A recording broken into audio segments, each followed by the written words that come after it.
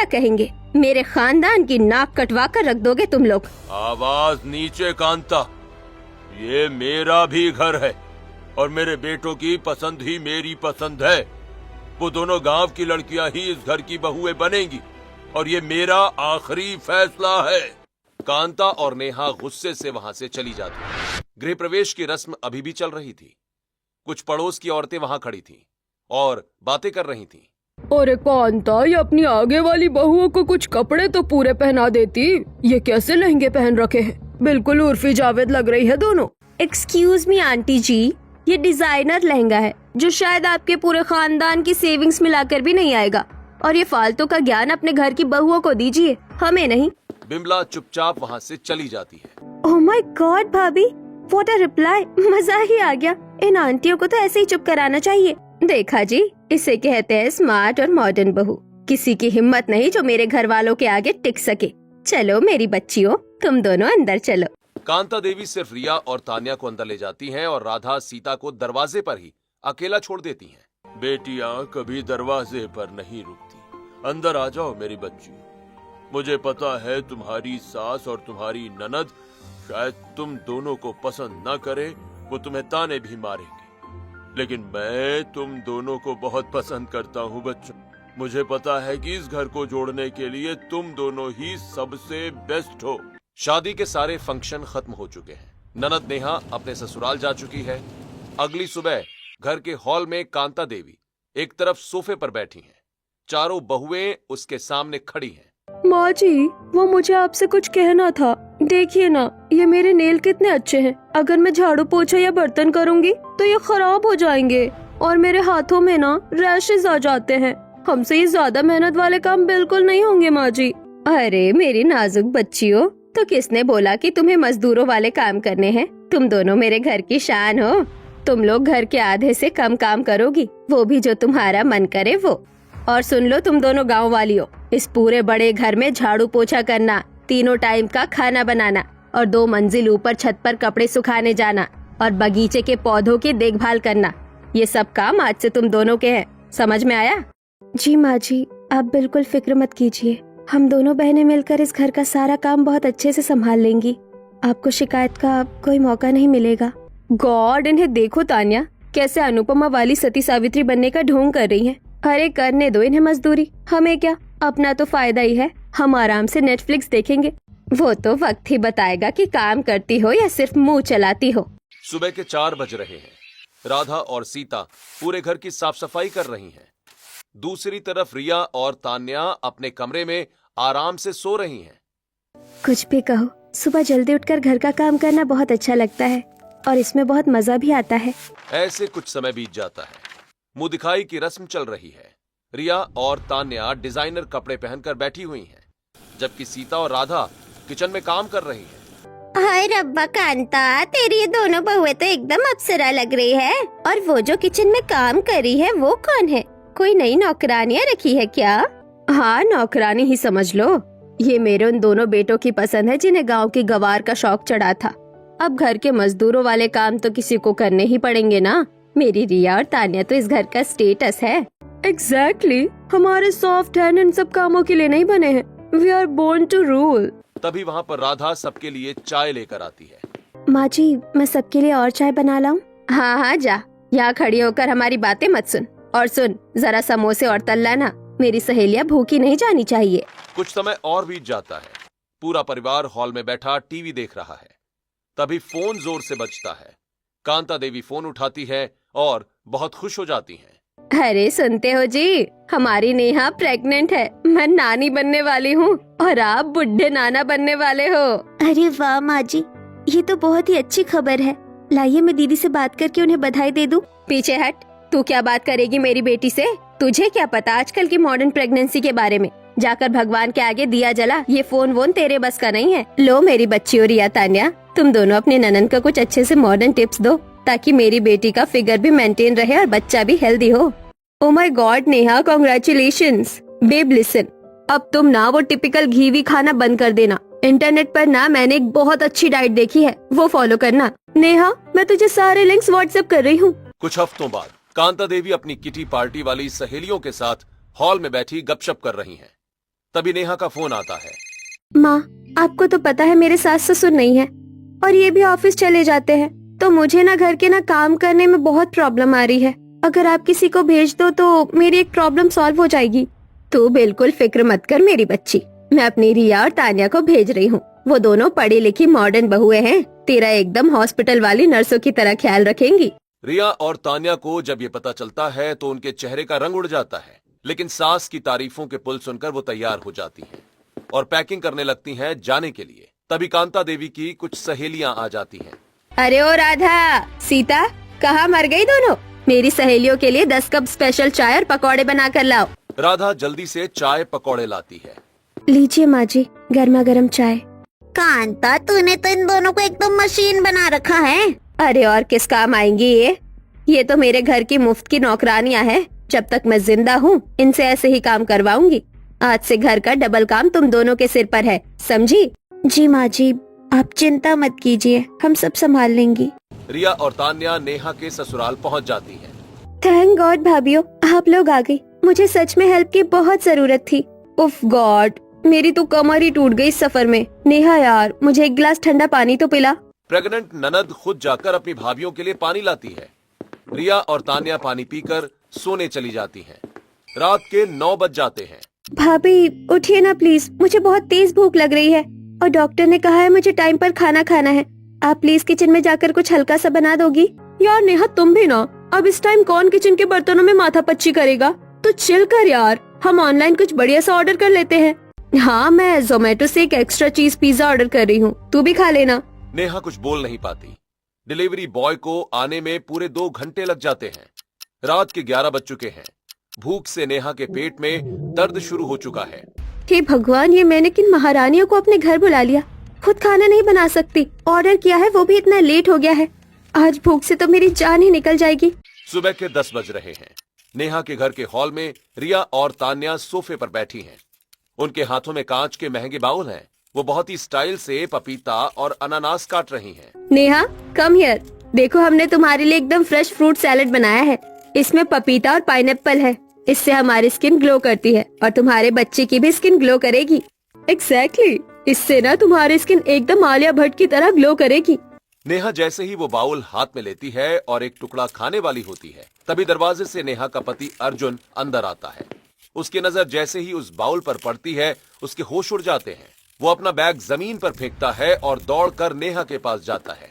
रुको नेहा, पागल हो गई हो क्या तुम? अर्जुन बाउल छीन लेता है और जमीन पर फेंक देता है। What the hell? तुम्हारा दिमाग खराब है क्या? इतनी मेहनत से हमने फ्रूट काटे थे और तुमने सब जमीन पर फेंक दिया। मेहनत की थी? तुम दोनों मेरी बीवी की जान लेने आई हो क्या यहाँ? शर्म नहीं आती तुम लोगों को? एक्सक्यूज मी, हम तो इसे विटामिन दे रहे थे। वाओ, क्या विटामिन है? अरे ओ नाम की मॉडर्न भाभियों, दिन भर वो इंस्टाग्राम पर मुजरा देखने के अलावा कुछ बेसिक साइंस भी पढ़ लिया करो तुम लोग। किसी भी प्रेग्नेंट औरत को शुरुआती महीनों में पपीता और अनानास नहीं दिया जाता। इससे बच्चे को नुकसान पहुंच सकता है। क्या? हे भगवान, तुम लोगों को कुछ नहीं पता, सिर्फ मॉडर्न होने का झूठा दिखावा करती हो तुम लोग। आइंदा से मेरी बीवी के खाने के आसपास भी मत भटकना। अगले दिन नेहा के कहने पर रिया और तान्या जल्दी जल्दी घर की सफाई करती हैं। रिया जल्दी जल्दी पोछा लगाती है और जल्दबाजी में थोड़ा सा पानी फर्श पर ही रह जाता है। नेहा अपने कमरे से निकलती है और उसका पांव फिसल जाता है। बचाओ! नेहा गिरने ही वाली होती है कि वो पास रखे सोफे को कसकर पकड़ लेती है और गिरने से बच जाती है। शोर सुनकर तान्या जल्दी से आती है। भाभी, आपका ध्यान कहाँ है? इतना पानी क्यों छोड़ रखा है फर्श पर? अभी अगर मैं गिर जाती तो क्या होता? ओ नेहा, फ्लोर ही तो है, गीला तो होगा ही ना। तुम देखकर चला करो ना। तभी रिया वॉशरूम से एक भारी बाल्टी लेकर आती है जिसमें नेहा और अर्जुन के गीले कपड़े भरे हैं। उफ नेहा, तुम्हारी वॉशिंग मशीन खराब है। सारे कपड़े मैंने हाथों से धोए हैं। मैं बहुत थक गई हूँ और मेरे बैक में ना बहुत भयंकर पेन हो रहा है। तुम प्लीज ये कपड़े छत पर डालाओगी सुखाने के लिए? भाभी, डॉक्टर ने मुझे भारी वजन उठाने और सीढ़ियाँ चढ़ने से साफ मना किया है। आप डालाइए ना।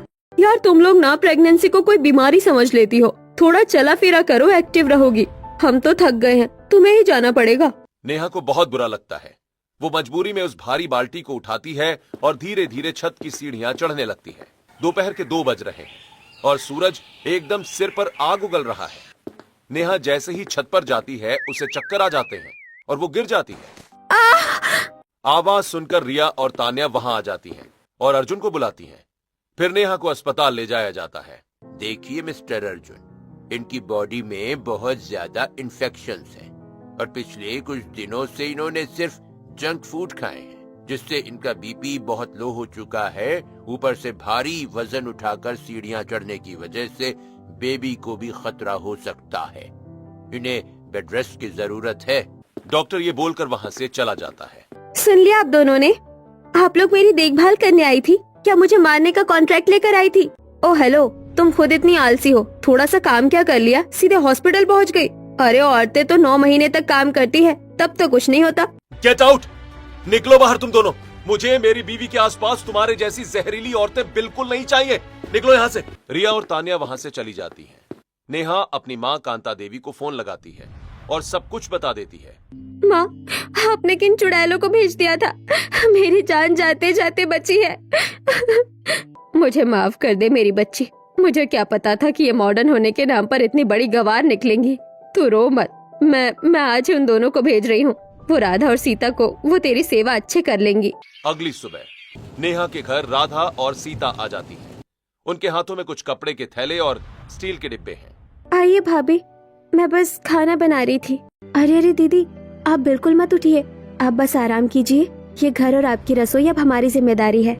सीता तुरंत किचन में जाती है और एक प्लेट में ताजे सेब, कीवी और भीगे हुए बादाम लेकर आती है। दीदी, ये ताजे फल खाइए। हमारे गांव में तो कहते हैं कि जो फल हमारे मौसम के होते हैं वही जच्चा बच्चा दोनों को ताकत देते हैं। राधा अपने बैग से एक स्टील का बड़ा सा डिब्बा निकालती है और उसे खोलती है। उसमें देसी घी और भुने हुए गोंद के लड्डू थे। और ये देखिए, हमने कम बजट में ही घर पर आपके लिए एकदम शुद्ध देसी घी, मखाने और गोंद के लड्डू बनाए हैं। सुबह शाम एक लड्डू गर्म दूध के साथ खाइएगा, इससे आपकी कमर भी मजबूत होगी और बच्चे को भी पूरी ताकत मिलेगी। नेहा उस लड्डू को खाती है। भाभी, आप लोग कितने अच्छे हो। मैंने आपको हमेशा गंवार और गरीब समझा। अरे दीदी, अब आप ये सब छोड़िए, आप ये लड्डू खत्म कीजिए, फिर मैं आपको हॉल में थोड़ा चलाऊंगी। वो क्या कहते हैं शहरों में, हाँ, एक्सरसाइज करेंगे हम। दोपहर का वक्त है। कांता देवी अपने बड़े से एसी वाले कमरे में बेड पर लेटी हैं। उसे तेज बुखार है। वो आवाज लगाती है। अरे कोई है? ओ रिया, तान्या, मेरा तो गला सूख रहा है। कोई एक कप चाय या थोड़ी सी मूंग दाल की खिचड़ी ही बना कर दे दो मुझे। मेरा तो सिर फटा जा रहा है बुखार से। रिया और तान्या वहां आती हैं। ओह गॉड मम्मी जी, आप इतना चिल्ला क्यों रही है? और ये खिचड़ी विचड़ी हमसे नहीं बनेगी। किचन में इतनी गर्मी है, मेरा तो सारा मेकअप ही खराब हो जाएगा। आप जोमेटो से ऑर्डर कर लो ना, या फिर खुद ही बना लो। तो एक मेडिसिन ही ला दो मेडिकल से। नहीं, मैं मेडिकल पर नहीं जाऊंगी। बाहर इतनी तेज धूप है, मैं अपनी स्किन केयर रूटीन खराब करके धूप में मेडिकल स्टोर तक बिल्कुल नहीं जाऊंगी। वैसे भी आपको हल्का सा बुखार है, अपने आप ठीक हो जाएगा। रिया और तान्या वहां से चली जाती हैं। तभी कमरे में रमाकांत हाथों में एक ट्रे लेकर आते हैं जिसमें खिचड़ी, पानी और दवाइयां रखी हैं। लो कांता, खा लो। ये खिचड़ी किसी जोमेटो वाले ने नहीं बल्कि तुम्हारे इस बूढ़े पति ने बनाई है। आपने क्यों तकलीफ की जी? तकलीफ तो मैंने तुम्हें उस दिन शादी में ही बताई थी कांता, पर तब तुम्हारी आंखों पर मॉडर्न बहुओं का पर्दा पड़ा हुआ था। क्या हुआ? अब कहाँ गया वो तुम्हारा स्टेटस? देख लिया अपनी मॉडर्न और पढ़ी लिखी बहुओं का जलवा। जिन गरीब बहुओं को तुमने नौकरानी समझकर घर से बाहर निकाल दिया ना, वो आज तुम्हारी ही बेटी का अच्छे से ख्याल रख रही हैं। और तुम्हारी ये करीना कपूर जैसी बहुएं तुम्हें एक कप चाय तक नहीं दे सकती कांता। रात के 2 बज रहे हैं। नेहा को अचानक फीवर आ गया है और वो ठंड से कांपने लगी। राधा और सीता दोनों वहां आई और दोनों ने रात भर उसकी अच्छे से देखभाल की, उस पर पट्टियां रखी। आप हिम्मत रखिए दीदी, बस थोड़ा सा बुखार है। अभी ये ठंडी पट्टी रख रही हूँ ना, सुबह तक एकदम उतर जाएगा। हाँ दीदी, हमारे गांव में भी जब औरतों को ऐसा होता है तो हम ऐसे ही मालिश करते हैं। आप बिल्कुल मत घबराना, हम दोनों आपके साथ हैं। रात भर राधा और सीता पलक भी नहीं झपकाती। वो लगातार नेहा की सेवा करती रहती हैं। सुबह के 5 बजते बजते नेहा का बुखार एकदम उतर जाता है। नेहा आंखें खोलती है और देखती है कि राधा और सीता बेड के पास ही जमीन पर सिर टिकाकर सो गई हैं। भाभी, आप दोनों रात भर नहीं सोई मेरे लिए। अरे दीदी, आप उठ क्यों गई? अब कैसा लग रहा है आपको? बुखार उतरा? मुझे माफ कर दो भाभी, मैं कितनी घमंडी थी। मैंने आप दोनों को गवार समझा, सती सावित्री का ढोंग करने वाली बोला। आप दोनों तो देवी हो, अगर आप ना होती तो मेरा और मेरे बच्चे का क्या होता? अरे अरे दीदी, ऐसे रोते नहीं है, बच्चे पर बुरा असर पड़ेगा। आप तो हमारी छोटी बहन जैसी हो, आप बस जल्दी से ठीक हो जाओ। कुछ दिनों के बाद सुबह का वक्त है। नेहा पूरी तरह ठीक हो चुकी है। नेहा, डॉक्टर ने कहा है कि अब तुम और बेबी दोनों एकदम फिट हो। तो मैंने सोचा है कि अगले हफ्ते हम तुम्हारी गोद भराई की रस्म रख लेते हैं। अरे वाह, ये तो बहुत ही शुभ बात है। मैं और सीता आज से ही घर की साफ सफाई और पकवानों की तैयारी शुरू कर देंगे। दीदी की गोद भराई एकदम यादगार होगी। उधर दूसरी तरफ कांता देवी फोन पर बात करके ये खबर रिया और तान्या को सुनाती हैं। सुन रही हो बहू, अगले हफ्ते नेहा की गोद भराई है, हमें वहाँ जाना है और पूरे ससुराल वालों के सामने मेरा रुतबा देखना चाहिए। ओ माय गॉड तान्या, ये तो पार्टी का टाइम है यार। हम लोग एकदम डिजाइनर कपड़े पहनेंगे और फुल मेकअप के साथ एंट्री मारेंगे। एग्जैक्टली, हम लोग वहाँ जाकर वो बोरिंग पूजा पाठ नहीं करेंगे, हम तो इसे एकदम ग्रैंड पार्टी बनाएंगे। गोद भराई के एक दिन पहले नेहा का घर मेहमानों के लिए तैयार किया जा रहा है। वहीं दूसरी तरफ हॉल में सोफे पर रिया और तान्या बैठी हैं और मजे से ड्राई फ्रूट्स खा रही हैं। यार रिया, ये काजू कितने क्रिस्पी है ना, एक और प्लेट मंगवा ले क्या किचन से? तभी अर्जुन और नेहा वहां आते हैं। वो राधा सीता को इतनी मेहनत करते और रिया और तान्या को फोन चलाते हुए देखते हैं। वाह भाई वाह, घर में इतना काम पड़ा है लेकिन महारानियों का सोफा नहीं छूट रहा। एक्सक्यूज मी, तुम हमें ताना मार रहे हो? ताना नहीं मार रहे भाभी, आईना दिखा रहे हैं। जिनके खून में ही काम चोरी और दिखावा भरा हो, उनसे और क्या ही उम्मीद कर सकते हैं। जरा आंखें खोलकर मेरी राधा और सीता भाभी को देखिए, सुबह से बेचारी बिना कुछ खाए पिए पूरे घर को चमका रही हैं। हम यहाँ तुम्हारे इस फंक्शन को सेलिब्रेट करने आए हैं, कोई मजदूरी करने नहीं आए हैं। मुझे पता है आप लोग यहाँ क्यों आए हैं, बस कल फंक्शन में शांति से बैठे रहना, कोई नया तमाशा मत खड़ा कर देना। और हाँ, अगर कुछ काम नहीं कर सकती तो कम से कम उन दोनों को परेशान मत करना। कुछ समय बीत जाता है। राधा और सीता घर को फूलों से सजा रही थी। तभी रिया और तान्या हाथों में अजीब सी लाइट्स और डिस्को वाले झालर लेकर वहां आ जाती हैं। What is this Radha? ये गेंदे के फूल? सीरियसली, तुम लोग इस घर को क्या 1990 का कोई सेट बना रही हो? ये कितना चीप और ओल्ड फैशन लग रहा है। एग्जैक्टली, अरे एक बहुत बड़ा फंक्शन है, कोई सत्यनारायण की कथा नहीं। ये सब कूड़ा हटाओ और ये मॉडर्न लाइट्स लगाओ। हमने ना एक डीजे वाले को भी बुक किया है, वो बस आता ही होगा। एकदम क्लब वाली वाइब आनी चाहिए। भाभी, ये गोद भराई एक पवित्र रस्म होती है, कोई क्लब की पार्टी नहीं। गेंदे के फूल शुभ माने जाते हैं, इनकी खुशबू से दीदी और होने वाले बच्चे को शांति मिलेगी। वो तेज आवाज वाला डीजे और ये लाइटें इस वक्त दीदी के लिए बिल्कुल ठीक नहीं है। तुम हमें मत सिखाओ कि क्या ठीक है और क्या नहीं, हम जो कह रहे हैं वो करो, वरना क्या भाभी? वरना फिर से मुझे कोई ऐसा ज्ञान देंगी जिससे मुझे हॉस्पिटल जाना पड़े? नेहा को वहां देखकर रिया और तान्या की बोलती बंद हो जाती है। मेरी राधा और सीता भाभी बिल्कुल सही कह रही है, ये मेरी गोद भराई है और ये रस्म हमारे घर के पुराने और शुभ तरीके से ही होगी। मुझे गेंदे के फूलों से ही सजावट चाहिए। आप लोगों को अपनी वो डिस्को वाली लाइट्स लगानी है तो जाकर अपने बेडरूम में लगा लीजिए। कुछ घंटों के बाद नेहा के कमरे में रिया और तान्या ने जबरदस्ती उसे एक बहुत ही डिजाइनर शॉर्ट ड्रेस पहनने के लिए दी। रस्म के लिए नेहा उस ड्रेस में अनकंफर्टेबल हो रही थी और साथ में उसे हैवी ज्वेलरी भी पहना दी। भाभी प्लीज, ये ड्रेस अच्छी नहीं है, मुझे तकलीफ हो रही है और ये हार तो मुझे चुभ रहा है। ओहो नेहा, चिल करो, डिजाइनर कपड़े ऐसे ही होते हैं। ब्यूटी इज पेन डार्लिंग, तुम इसमें एकदम करीना कपूर लग रही हो। आज सारे मेहमान देखते रह जाएंगे। मुझे अच्छा नहीं दिखना है भाभी, मुझे बस कंफर्टेबल रहना है। प्लीज ये सब उतारिए। तभी राधा और सीता हाथों में एक बहुत ही खूबसूरत गुलाबी साड़ी और फूलों के कुछ ताजे गहने, गजरा, कंगन लेकर अंदर आती हैं। हाय राम, ये क्या कर रही है आप दोनों? दीदी का दम घुट रहा है और आप उन्हें इस हालत में सजा रही हैं। दीदी, आप ये साड़ी पहनकर देखिए, एकदम मुलायम सिल्क है, आपके शरीर को बिल्कुल नहीं चुभेगी। और ये फूलों के गहने, इनसे आपको ठंडक मिलेगी और भारी भी नहीं लगेगा। राधा और सीता नेहा को तैयार करती हैं। अब वो बिल्कुल कंफर्टेबल महसूस कर रही थी। वाह भाभी, ये कितनी हल्की और प्यारी है। मैं इसमें सच में बहुत कंफर्टेबल और सुंदर फील कर रही हूँ। Thank you so much. Great, अब लग रही हो तुम टिपिकल गांव की आंटी। हमारा तो सारा डिजाइनर कलेक्शन ही वेस्ट कर दिया तुम लोगों ने। आओ रिया, इन्हें बहन जी बनने का ही शौक है तो बनने दो। रिया और तान्या वहां से चली जाती हैं। रिया और तान्या अपने कमरे में तैयार हो रही हैं।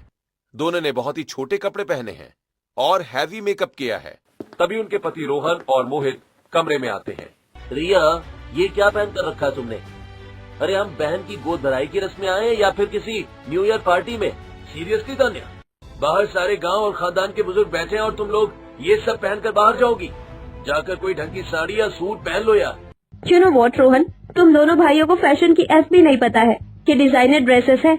हम ये चेंज नहीं करने वाले, जिसको जो सोचना है सोचे। रिया और तान्या अपने पतियों की बात को अनसुना करके कमरे से बाहर निकल जाती हैं। हॉल में बहुत सारे मेहमान आ चुके हैं। राधा और सीता ने बहुत सिंपल साड़ी पहनी है। वो दोनों हाथ जोड़कर सबका स्वागत कर रही हैं। सास कांता देवी अपनी सहेलियों के साथ बैठी हैं। तभी रिया और तान्या वहां आती हैं। अरे कांता, ये कौन है? कोई बम्बई से नाचने वाली बुलाई है क्या रस्म के लिए? अरे ये कैसे ऊट पटांग कपड़े पहन रखे हैं इन्होंने?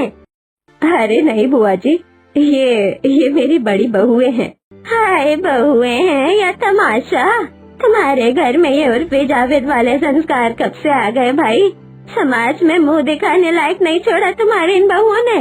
वो देखो उन दोनों को कैसे संस्कारी तरीके से मेहमानों को पानी पूछ रही है। कांता देवी का मुंह शर्म और गुस्से से लाल हो जाता है। वो रिया और तान्या के पास जाती है। क्या तमाशा लगा रखा है तुम दोनों ने? मेरी नाक कटवा दी पूरे खानदान के सामने। जाओ जाकर कोई शॉल या दुपट्टा ओढ़ो, वरना मैं तुम दोनों को इसी वक्त घर से बाहर निकाल दूंगी। कोई कुछ भी बोले, हम चेंज नहीं करने वाले। चलो तान्या। गोद भराई की रस्म चल रही थी। खाने का समय हो चुका था। मेहमान अपनी कुर्सियों पर बैठे हैं। रिया और तान्या सबको बर्गर और पिज्जा सर्व करती हैं। लीजिए आंटी जी, एकदम मस्त पिज्जा है, एंजॉय। हे कांता, ये क्या है? क्या हमें बच्चे समझ रखा है जो ये डबल रोटी और बासी सब्जी खिला रही है? हे भगवान, तुम लोगों ने घर पर कुछ क्यों नहीं बनाया? मम्मी जी, इतनी गर्मी में कौन किचन में खड़ा होता? हमने सोचा पिज्जा से सब खुश हो जाएंगे। तभी राधा और सीता हाथों में स्टील के बड़े बड़े बर्तन लेकर आती हैं। आप लोग गुस्सा मत होइए बुआ जी, वो तो भाभीियों ने अपने लिए मंगवाया था। आप लोगों के लिए हमने कम बजट में ही घर पर एकदम शुद्ध देसी घी की पूरियाँ, मटर पनीर की सब्जी, ताजे फलों का जूस और खीर बनाई है। हाँ बुआ जी, बिल्कुल गांव वाले तरीके से बनाया है, खाइए ना। हाँ, क्या स्वाद है कसम से कांता। तेरे घर की ये दोनों छोटी बहुएं तो साक्षात अन्नपूर्णा है। सारे मेहमान खाना खाते हैं और खुश हो जाते हैं। रिया और तान्या ने डीजे सेटअप करवाया था। वो डीजे बजवाती है और खुद ही डांस करती है और नेहा को भी डांस करने के लिए बोलती है। अरे ओ भैया, बंद कर इस भोपू को, दिमाग खराब हो गया है क्या? डीजे बंद हो जाता है। तुम दोनों को कोई शर्म हया है या नहीं? अरे घर में गोद भराई की पवित्र रस्म चल रही है, क्या कोई डिस्को नहीं चल रहा है? तुम्हारे मायके में यही सिखाया है कि रस्मों का ऐसे मजाक उड़ाते हैं? समाज में मुंह दिखाने लायक नहीं छोड़ा मुझे आज। Oh come on mummy ji, party ऐसे ही तो होती है। तभी पीछे से ढोलक की आवाज सुनाई पड़ती। राधा के गले में ढोलक लटकी है और सीता ताली बजा रही है। दोनों मिलकर बहुत ही सुरीली आवाज में पारंपरिक गोद भराई का गीत गाने लगती हैं। वाह, इसे कहते हैं घर की लक्ष्मी कांता। तेरी इन बहुओं के गले में तो सरस्वती बसती है। रस्म के लिए हॉल के बीचों बीच एक बहुत ही सुंदर सा झूला रखा था। राधा और सीता ने उसे गेंदे और गुलाब के फूलों से बहुत ही मेहनत से सजाया था। तभी रिया और तान्या एक पॉलीथीन में कुछ चाइनीज इलेक्ट्रिक लाइट्स लेकर आती हैं। यार तान्या, इन गांव वालियों ने तो सच में पूरा खेती यहाँ लाकर टांग दिया है। डोंट वरी रिया, हम अभी इस ओल्ड फैशन झूले को एकदम मॉडर्न टच देते हैं। ये लाइटें लगा देते हैं, जब ये जलेगी ना तो सब देखते रह जाएंगे। दोनों उन लाइट्स को झूले पर लगा देती हैं। गोद भराई की रस्म शुरू होती है। नेहा बहुत धीरे धीरे चलकर झूले के पास जाती है और झूले पर बैठ जाती है।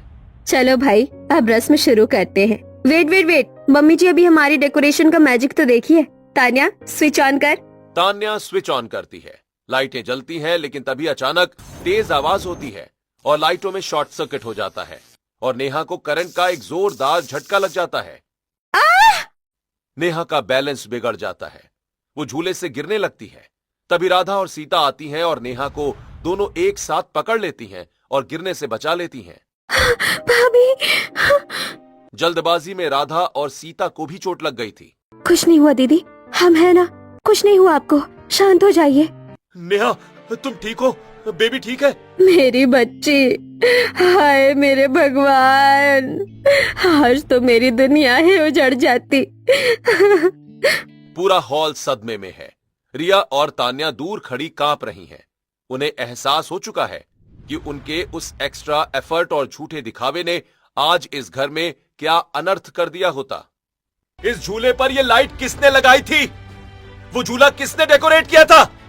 अरे अर्जुन, झूले को सजाया तो राधा और सीता ने था, लेकिन उन दोनों, कहाँ गई वो दोनों मॉडर्न हुए रिया और तान्या। उन्होंने उसमें लाइट लगाई थी जिससे वो शॉर्ट सर्किट हुआ। मैंने देखा था, इन दोनों की वजह से ही ये सब हुआ है। क्या साबित करना चाहती हैं आप दोनों, हाँ? कि आप बहुत मॉडर्न हैं। आपके इस एक्स्ट्रा एफर्ट और डेकोरेशन के चक्कर में ना आज मेरा बच्चा इस दुनिया में आने से पहले ही खत्म हो जाता। मेरी बीवी की जान चली जाती, और वो भी आप दोनों की वजह से। हाय राम, मेरा तो वंश ही खत्म हो जाता आज। अरे चुड़ैलो, तुम्हारे इस दिखावे ने तो आज सब कुछ खत्म ही कर दिया होता। मैं समाज में क्या मुंह दिखाती। लोग क्या कहते कि कांता की मॉडर्न बहुओं ने अपनी ही ननद की जान ले ली। मेरी तो नाक कटवा कर रख दी तुम दोनों ने। तुम दोनों को कुछ नहीं आता। मैंने तो पहले ही कहा था, कांता ये डिजाइनर कपड़े और ये ब्रांडेड मेकअप घर नहीं चलाते। घर चलता है संस्कारों से, जो मेरी इन दोनों बहुएं राधा और सीता में है। इन दोनों ने आज साबित कर दिया कि यही है हमारे खानदान की असली बहुएं।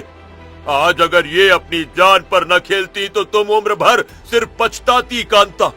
देखो देखो, दोनों को चोट लगी है तब भी वो अपना दर्द छिपा रही हैं। देखो।